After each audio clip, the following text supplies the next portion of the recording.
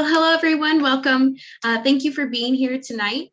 This is the second day of Undocumented Student Week of Action, hosted by the DreamND community and co-sponsored by the Center for the Study of Languages and Cultures, the Institute for Latino Studies, the Center for University Advising, the University Counseling Center, and the Office of Student Enrichment. We welcome you to join brother events this week. Please see the link in our chat, and you're welcome to register for the following events. I'm Kristen Klasky. I'm the project coordinator for the Office of Student Enrichment. We serve our first generation low-income DACA and undocumented students through our office. And then I work closely with Leonore. I work more on a student affairs programming lens. Leonore will explain a little bit more what she does. Hi, everyone. Welcome. I'm glad to see a lot of familiar faces and a few new names, and we're very excited about this event tonight. I'm Leonore Wangenstein. I'm a first-year academic advisor and the director of undocumented student support under the Center for University Advising. So as Kristen explained, we work very closely together. I'm on the academic side and she's on the student affairs side, and this cross collaboration is very effective.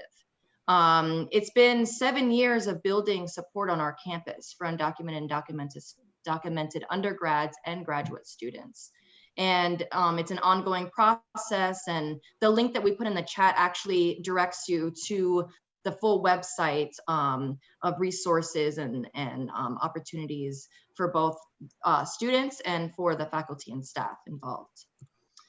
So we are very honored to bring Dr. Aurora Chang. I've been excited to have her speak with us for a few years now. We actually both enjoyed a talk that she gave in Illinois a few years back when we ourselves brought a group of DreamND students to present there at that same conference. So that was a really empowering experience for our students, and I'm just excited to be able to welcome Aurora Chang here. Her title of her presentation is The Cycle of Hyperdocumentation. We're asking to save your questions until the end of the presentation, and at that point, we'll be able to use the chat function or just speak out loud with any questions you might have. And I would like to go into a little bit of some background information about Dr. Aurora Chang. She was a once undocumented Guatemalan immigrant turned hyperdocumented professor currently at Loyola University, Chicago. A graduate of UC Berkeley, Stanford University, and the University of Texas at Austin. She earned her doctoral degree in curriculum and instruction with a pragmatic focus on cultural studies and education. As a 25-year educator, she began her career as an English as a second language high school teacher in the San Francisco Bay Area, the foundation of her illustrious career. Prior to her role as an assistant professor at Loyola, she spent 15 years in diverse leadership roles that spanned from pre-K to 20 spectrum, as well as public, private, and nonprofit sectors, including stints at the College Board, the University of California at Berkeley, University of Texas in Austin, Beloit College, and the University of Wyoming. Doctora's research centers on the intersection of education, identity, and agency within traditionally marginalized communities.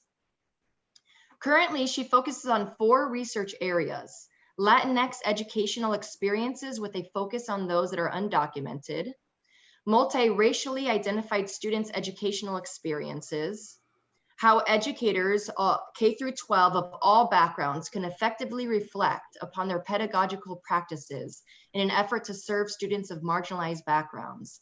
And last, the experiences of faculty women of color in academia.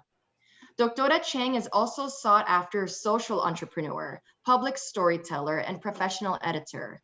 She has given invited talks at over 50 universities worldwide, including Stanford University and the University of Sevilla in Spain. She has supported and mentored hundreds of doctoral students and faculty members at all levels and stages of their career trajectories. Her first academic book, and I highly recommend this book, The Struggles of Identity, Education, and Agency, The Burden of Hyperdocumentation, weaves together two distinct and powerfully related sources of knowledge. First, her journey or transition from once undocumented immigrant from Guatemala to a hyper-documented academic, and a decade of ongoing national research on the identity, education, and agency of undocumented college students. So without further ado, I'm gonna turn it over to our guest speaker. And I think you have a sharing capacity. So if you wanted to do that at whatever point you would like to. Thank you so much for being here. Thank you, Lenore and Kristen. As I was hearing the intro, I was like, who the hell is that? It sounds like a lot.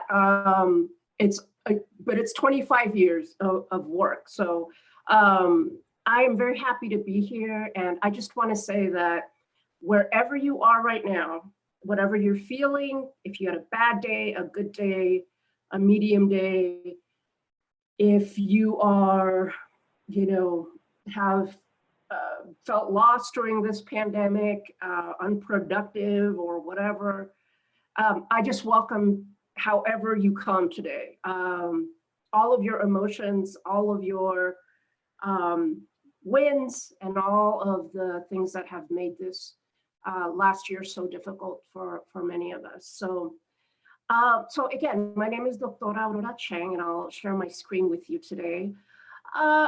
I think, what I'll tell you right now is that I'm just going to be telling you stories and talking about my life a bit. And then I will talk about the cycle of hyperdocumentation, which is the term hyperdocumentation is the term that I coined, and the cycle of hyperdocumentation is now a student development model that two of my grad students, Julia and Mendez and Karina Castro, helped put together. So welcome.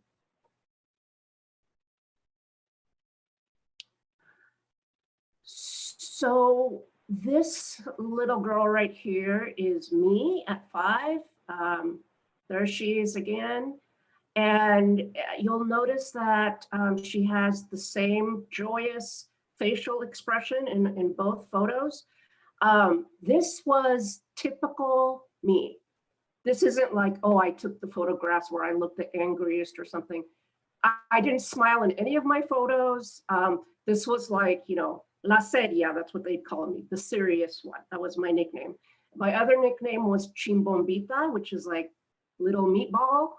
And so when I look at this picture now, I understand why I was so serious at 5. We had just immigrated from Guatemala, we being my mama, who's right here, my 2 siblings. She was pregnant with George, and then eventually we'd end up being 6 kids. This was after my father basically immigrated, escaped, however you want to frame it, to the US, and my mom basically followed him. And so the reason why I feel like I was so serious was because, as many of you who may have an immigrant background know, we have a lot of responsibilities when our parents didn't know English, when our parents didn't know the culture. And so I did a lot of translating, signing checks at the grocery store. We used to use checks, for people who are unaware of when we actually used to have to write them out.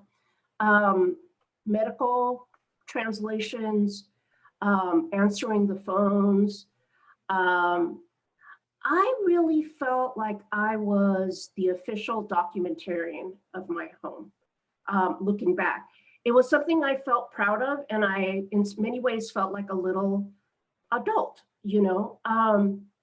And, often when I'm asked about these roles and, whether they were a burden or not, I never saw them as that, and I still don't.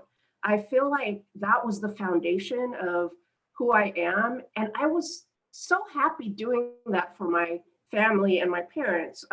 Maybe psychologically in my subconscious, maybe there's some resentment there. I haven't, it hasn't come to light, but I treasure that because really at that age, and I think contrary to what US kind of ideals around childhood and what it means, I think a lot of us as immigrants, those ideas don't really apply. These ideas of like complete innocence, no responsibility, you know, keeping them protected. I was not that. I was out there. I was, you know, in charge of things, and it made me take things very, very seriously. And my writing career began early in the second grade when my second grade teacher asked us to write a little, you know, short story on, at that time it was a piece of paper that was blank on top for a picture, and then the dashed sort of lines to write a little story. And my story was all about the world coming to an end and, you know, starvation and civil war, to which of course my teacher at the time, Miss Forcier, called home because she was worried. Of course, my parents couldn't speak to her anyway, so I just did my own translation, which was not anything that she was saying. And my parents were very happy with me at the end. So this is all to say, I am an intense person, and this was an intense child. And so later you'll see how this connects to the cycle of hyperdocumentation. So I want to tell you a little story from each of my sort of what I see as stages in my life that point to this idea of hyperdocumentation. And maybe let's just talk about what that is first, and we'll go back. So hyperdocumentation refers to the excessive production of stuff, documents, texts, papers, diplomas, you name it, in an effort to compensate for, in this case, my feeling of being unworthy for being undocumented. But it applies to other situations as well. The irony of hyperdocumentation is it remains even after you become documented.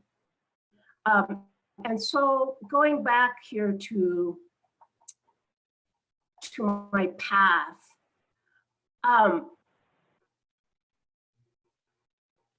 so I don't know why I looked at this and I thought Texas right away. And anyways, Guatemala is where I'm from, where I was born, where all of my extended family is, including my father, my other family, my mom and my siblings all live in the Bay Area, where I grew up. And we immigrated to California actually first we were in Southern California in West Covina. And then 9 months later, we moved to a place called Richmond, California. And that's where we grew up and went to public schools our lives.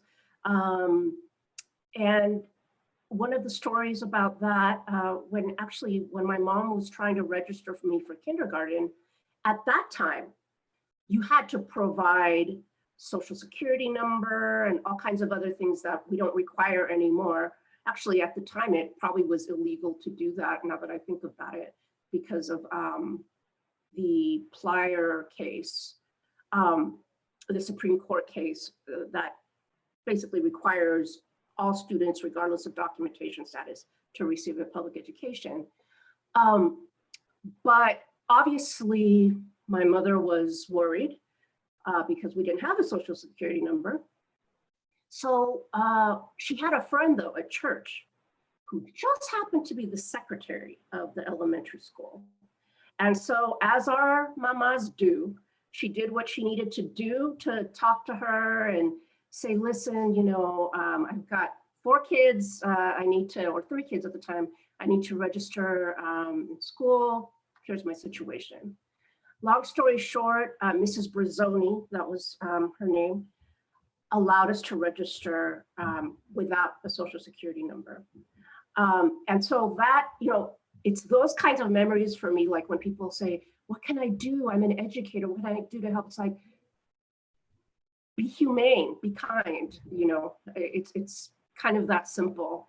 Another story that I want to tell you about though, fast forward past my junior high and high school years is, well, no, let's do high school a little bit. So 10th grade, I don't know if any of you have heard of Girls State or Boys State before, but it's a program like the mock UN where you pretend that you're like in state legislature.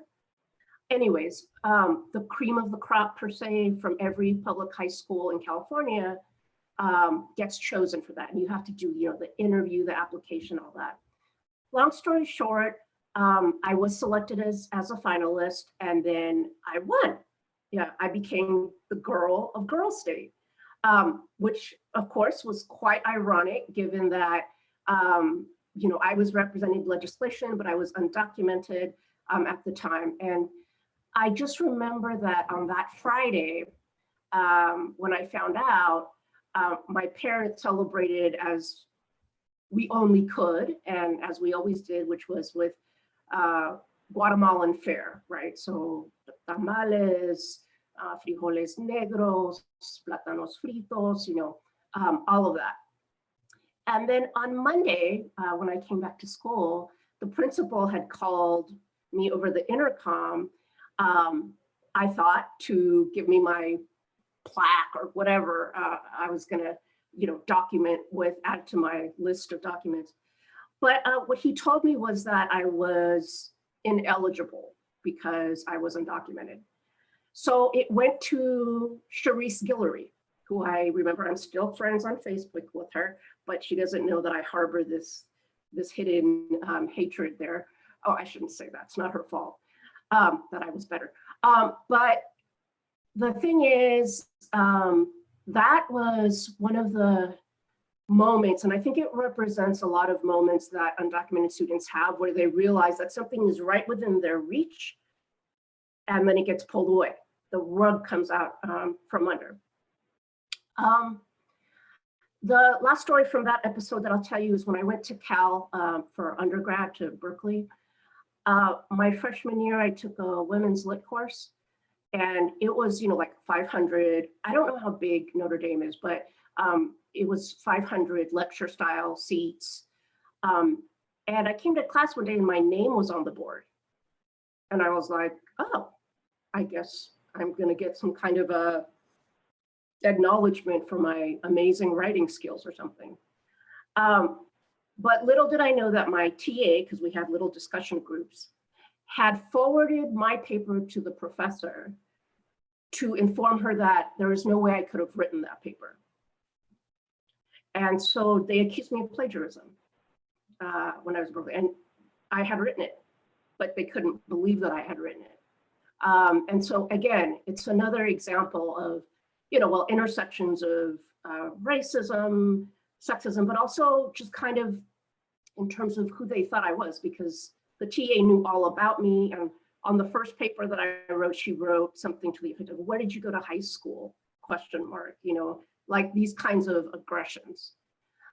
Then I went to Stanford for my master's degree. I became a teacher. I became an ESL high school teacher in San Francisco.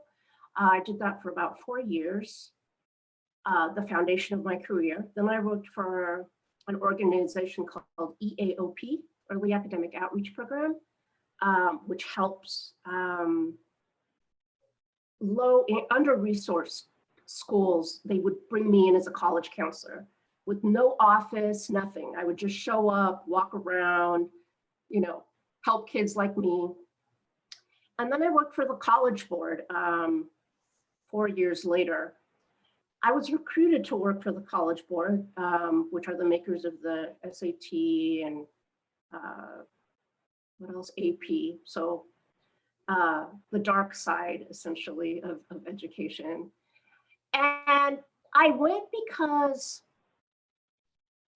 they offered me a lot of money, more money, I think, than I even like make now. And I was 20, late 20s at the time. I'm almost 50. And they wanted to tap the Latino market. So they thought I would be good at doing that. So I was like, yeah, sure, I'll do it. And I went. It was a very miserable 2 years, campaigning for the SAT and the AP exam and how great those things were. But the story that I want to tell you is one night when I was hosting an AP teachers workshop. And the night before the workshop, it was always a Friday night, the college board would pay to host a fancy dinner, and I would be there to be sort of like the college board representative and to wine and dine the AP teachers. So I gave my little talk, everyone was having a good time. And then toward the end of the dinner and the talk, a lot of people had left already. A woman came in, a white woman with like a very ethnic style scarf, older, gray hair. And so I was like, oh, she has clout, because everybody kind of flocked around her, you know? And so she came in, she was an AP teacher, and I went to go approach her to, you know, welcome her. And so I go over there in my suit. And before I could say anything, she says to me, "Sweetie, can you get me some bread?" So she thought that I was, you know, that I worked there, that I was a waitstaff. And, you know, there's nothing wrong with that, except that I've never been confused by anyone as a doctor before. No one said, "Oop, oh, I thought you were a doctor." So, so that's, you know, and I'm telling you tips of icebergs here. These are all representative of a bunch of microaggressions and not macroaggressions as well.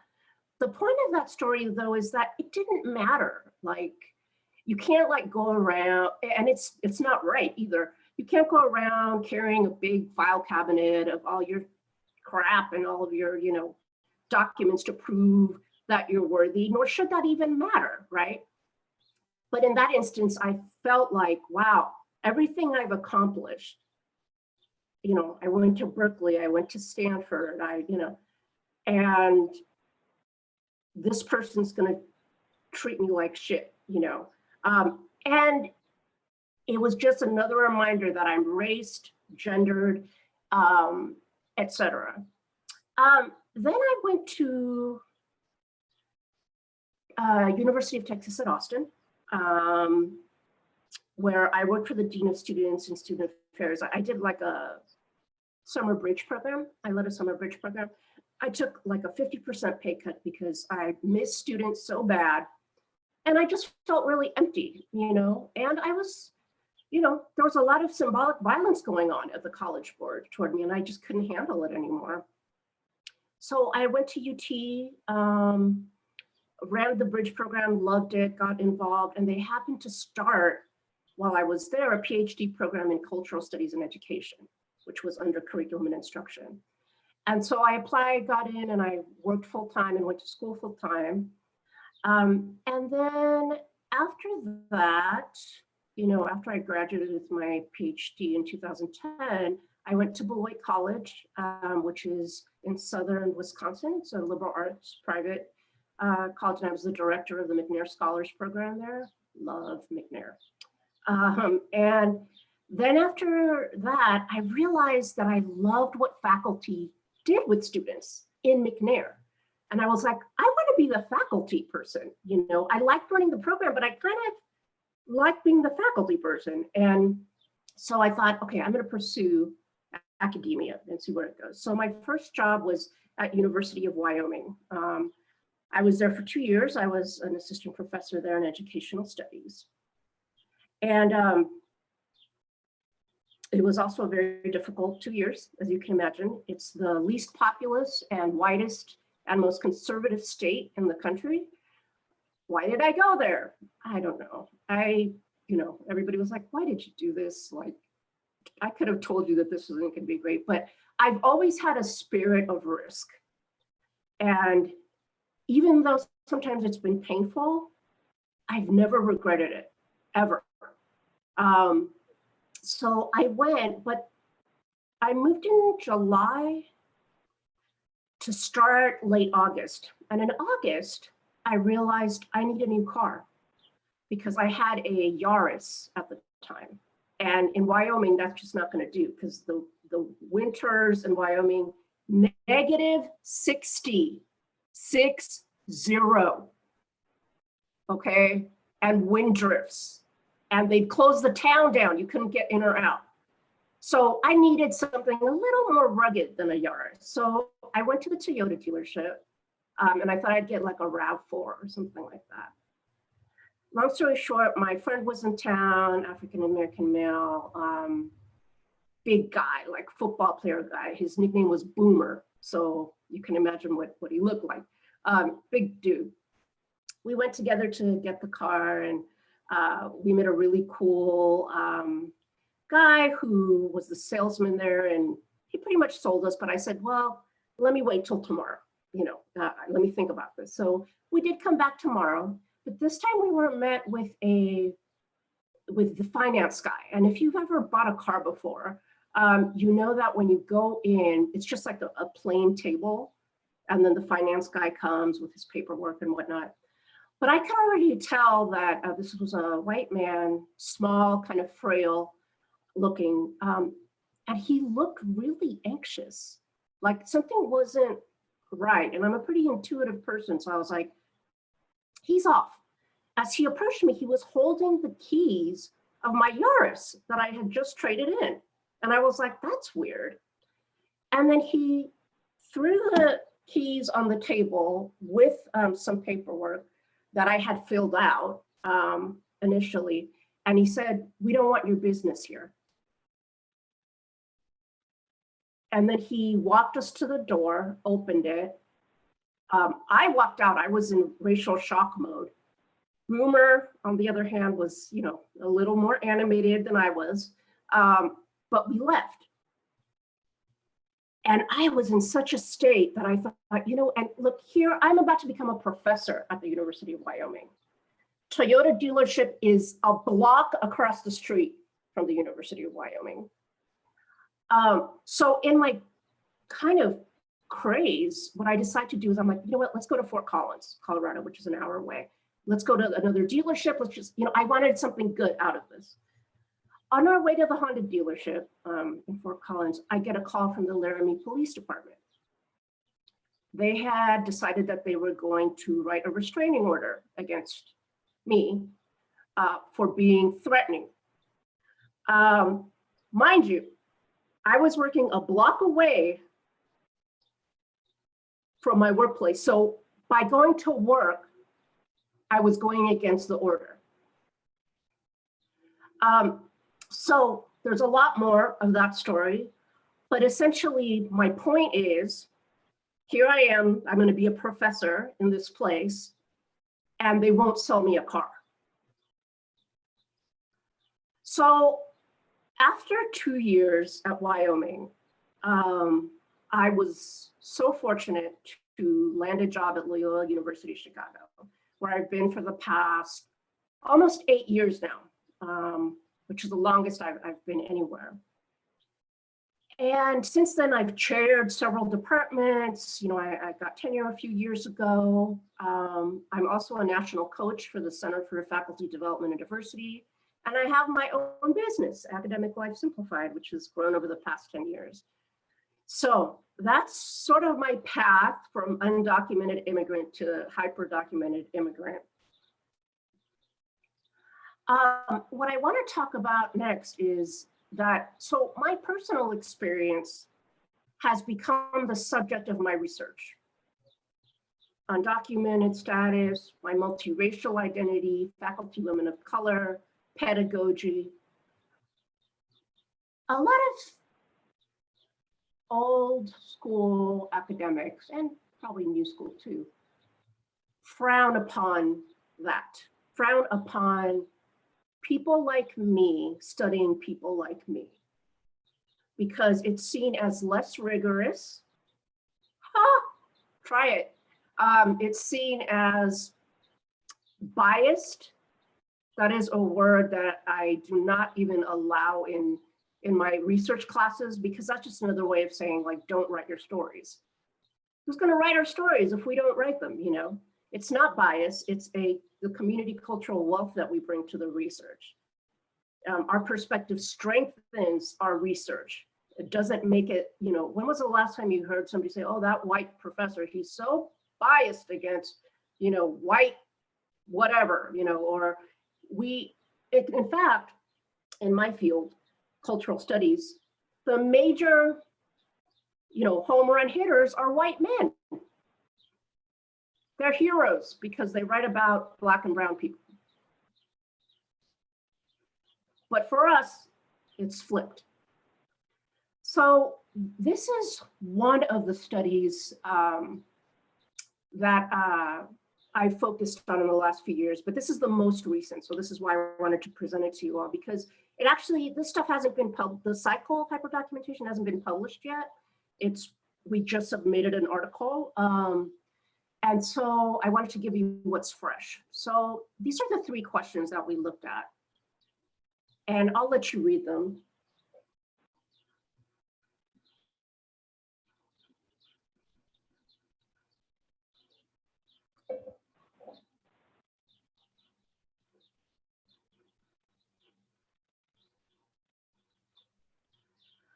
Okay, we're good? Okay. So I want to talk about 4 things. One is, what do we already know about undocumented students who pursue higher education? What is hyperdocumentation? What is the cycle of hyperdocumentation? And then what can we learn from this cycle? And I want to say up front that just because you're here means that you already know a lot of these things. The beauty of being an academic, though, is that you get to name those things and create labels for them, which then affirm our experiences, which is my whole point in doing this, right? Like the first time that I heard microaggression, I was like, oh my God, I'm not crazy. These things actually exist. Same thing with all of this. And part of why I share this with you is because I want to encourage you, for any of you who are faculty already, or grad students, or even thinking about writing your own story, is how important it is to name those things. I've heard there's a article that I wrote called Undocumented to Hyperdocumented. And I have heard from high school students who have read that. It's not the easiest of reads. I mean, it is a story, so some of the concepts are hard, but that to me, I don't care if it was published in the Harvard Ed Review, and that's lovely. And though the proof is in the high school email that tells me, thank you for writing this. I connected to this. The accessibility part, that's really important. And something academics, as you well know, don't really focus on, because we have these ridiculous parameters around the kinds of writing that we can do. And it's almost like the harder it is to understand, the more status it has. So that's crap, by the way. So what we know about undocumented students pursuing higher education.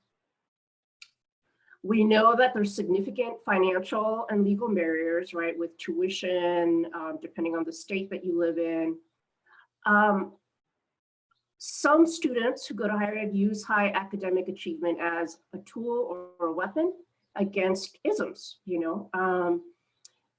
The stress and mental health concerns are through the roof, and we need more and more tools and resources to address these.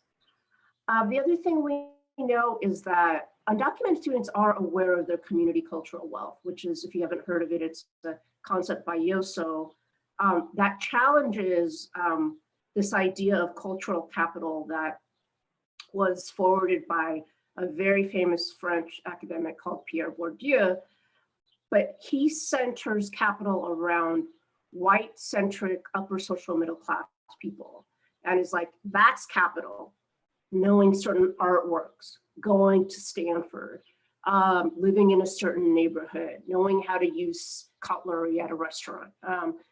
And Yosso says, actually, you know what? We have community cultural wealth, and that's capital too. It's not recognized as that, but it's things like linguistic capital, knowing another language, aspirational capital, knowing how to aspire and achieve things. etc. And then the last thing that we know is that institutional support is inconsistent. So you can have one university that's rocking it and really doing great things, and have another university like those in Georgia where you're not even allowing undocumented students to go to college.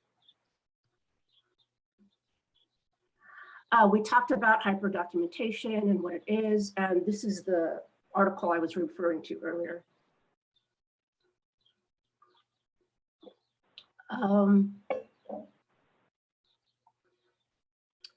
The other notion or idea that I write about is undocumented intelligence. And I refer to this as like everything basically that undocumented students know by living as an undocumented person, which includes knowledge, skills, intuition, etc. So those are two elements. And again, reiterating, like, it's so wonderful to be able to use my academic privilege to be able to forward some of these ideas. So this is the latest kind of iteration of what Julia and Karina and I have been working on over the past couple of years, is this idea of the cycle of hyperdocumentation. And so the first thing is that this is not a linear thing, even though it's, images are images, so they have to follow some kind of an order. But these things can happen at different stages. They can happen before one another. Some of them sometimes don't happen a little, so it can really vary. But the whole point of creating this cycle is giving educators at all levels something to sink their teeth into, that they can at least get started on thinking about, how do I help, or how do I become a better and more conscientious educator, which is sort of the question that we get all the time when we present. So when we present to educators, that is, especially in K-12. So usually the way this works, and let's take the example of me and Girl State, right? You hit a wall, face an obstacle. In this case, I couldn't become what I wanted to be because I was undocumented. Search, seek, and access resources. So then, what I did after that was I was like, okay, super disappointing, super disheartening, and I'm going to find a way around this. I'm going to find another opportunity. And this could be human resources, written resources, locations. And then you plug into your community cultural wealth, right? That's where I would, go to my family, share the devastation, but they were there to push me forward. At the time, I grew up very strict Roman Catholic. And even though I'm not a practicing Catholic anymore, at the time that was, going to church was a community cultural wealth factor for me. And then after that, assessing and adjusting. So assessing the situation, like, okay, there's some things I may be able to do, some things not, and adjust accordingly. Okay, now I need to be sure that when I look at applications, it somewhere explicitly says that you don't have to be a citizen to apply, right? Then renewal of critical hope. So then, of course, then I started applying to colleges and so forth. And I was like, all right, this is great. I graduated from high school, got my diploma. So I'm creating yet another document, submitting transcripts, submitting, personal statements, all of that hyperdocumentation, right? And then I go to Cal and I have this professor tell me that, that I'm plagiarizing, and so I hit a wall again. And sometimes, frankly, students aren't getting past this part, hitting a wall, facing an obstacle. This is not easy. This is just a way to for us to make meaning of why certain students do certain things. So that's the cycle. And then, this is what we always, this this is me manifesting into the world that this is going to get accepted and it's going to be published in 2022. That's what I always do, even in like my CV or whatever, I'll put, in progress, gonna be, so what can we learn? Many things, and I'm sure you all have all kinds of things that you're currently doing that you can also share, but these are some of my thoughts. Reflect and refrain from using the deserving immigrant narrative, right? I fall into that narrative, this idea of like, oh, there's some that are, the dreamers are the ones that, they don't, they deserve to be citizens. Well, I mean, I come from a background where, my grandparents were uneducated. My father was, well, for lack of a better word, a criminal at some points in his life. And so, who's deserving, who's not. For educators to couch it like that isn't helpful. Creating learning environments where students can speak openly. I've had a lot of students that I've talked to that are like, yeah, we talked about immigration in this class, but we didn't really talk about it. Like I never even had an opening to like share my story, or I wouldn't want to share the story because I'm afraid I would get, harassed or attacked or something. So professors have a lot of things that they can do to create these open learning environments, starting with centering the student in their curriculum instead of themselves. Educate yourself on current immigration policies. I think that it's incumbent upon us to do our own work and not pretend that we're lawyers at the same time, right? That's another issue, is that, you don't want to give the wrong information, which I have seen some educators do. It's better, in my book, I talk about how students, undocumented students would tell me, we don't want anyone to walk in front of us telling us what to do, or behind us pushing us. We want them beside us. And that's sort of like the image of a good educator, right? Acompañamiento, so accompanying students versus being in front or behind. Offer culturally responsive mental health services. Staying humble and open to your own ignorance. I have to do that constantly. Even though I'm presented as an expert on undocumented students, I'm really not. I've done some studies, I know my own life, but undocumented students are a very diverse population. They're not just Latinx, they're not just straight, they're not just coming from Central America, class, race, all the intersections are different. And so while we can acknowledge that there's some experiences that undocumented students may share, we also have to acknowledge the individuality of each one of them. Avoid the everything is going to be okay consejo. Consejo is Spanish for sort of like advice.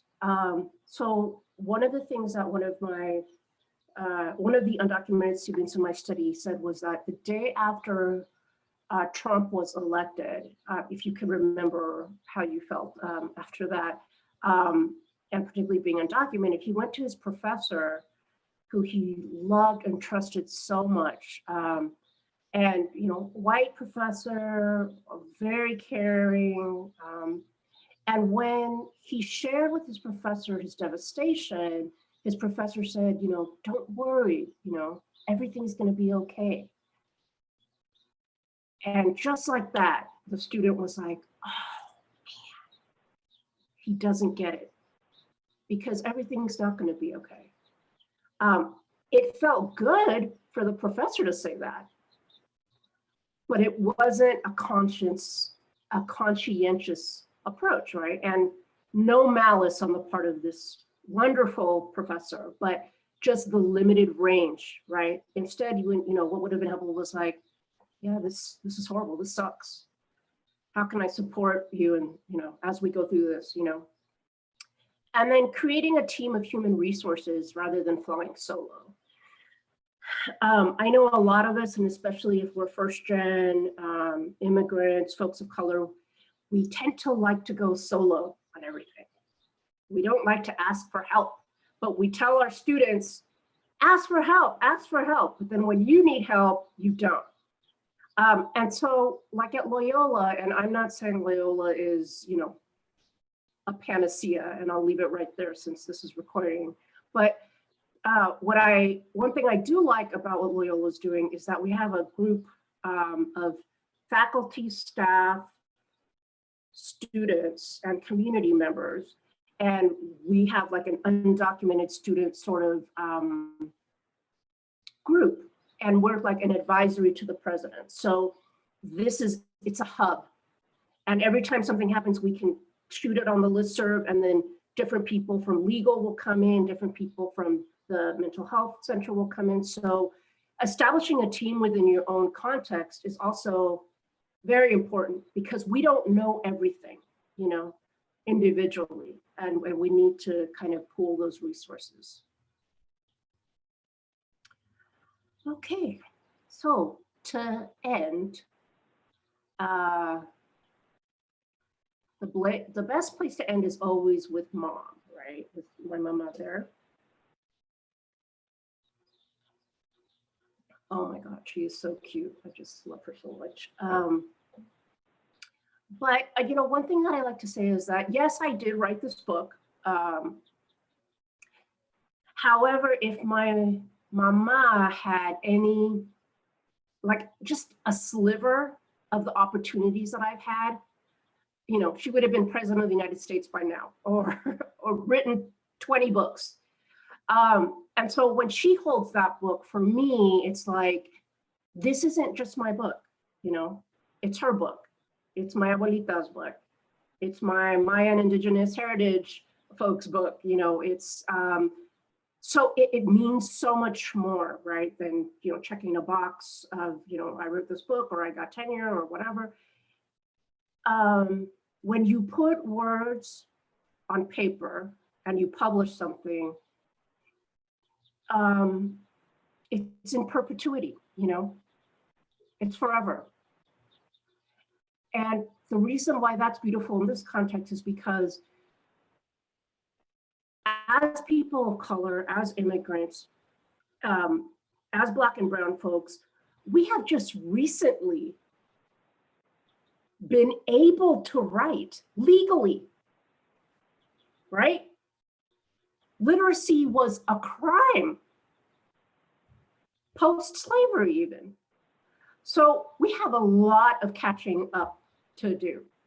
And this is why I can't stand the folks that say, you know, folks are biased when they're writing about their own community. It's like, wait a minute.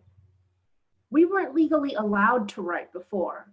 So now we're gonna damn sure write things, because we have a lot of things that we need to document, you know, for better or worse. So I guess what I want to end with is just to say that whatever your experience has been, whether it connects to this or not, it is worthy of documentation. Not only worthy, you have an obligation with your privilege and your writing skills. Even if you think, oh my God, I'm a horrible writer, you know, no, you're professional now. You're, you know, whatever, no matter what you may think, you're fine in terms of how you present, how you write, and you have to get that story out there, whatever it is. And this is my info. If you want to learn more about me, if my publications are all on there, you kind of see what the business angle is that I do, which I also love to talk about, because we're all social entrepreneurs and we shouldn't be doing shit for free. We should be charging for the talents that we have. I believe very, very strongly in this, you know, so there's all kinds of things to be said in this, but it's important for us to understand our worth. And this is what this presentation is basically all about, is understanding our worth. You know, I went from undocumented to hyperdocumented. I still have days where I feel like, you know, heavy imposter syndrome. What's that about? You know, and so what you've gone through, what your family community has gone through, it's worth documenting. And I really want to encourage you to just get your story out there. So gracias. And I will open it up for questions and discussion. I'm sweating over here, y'all. You got me hot and bothered, so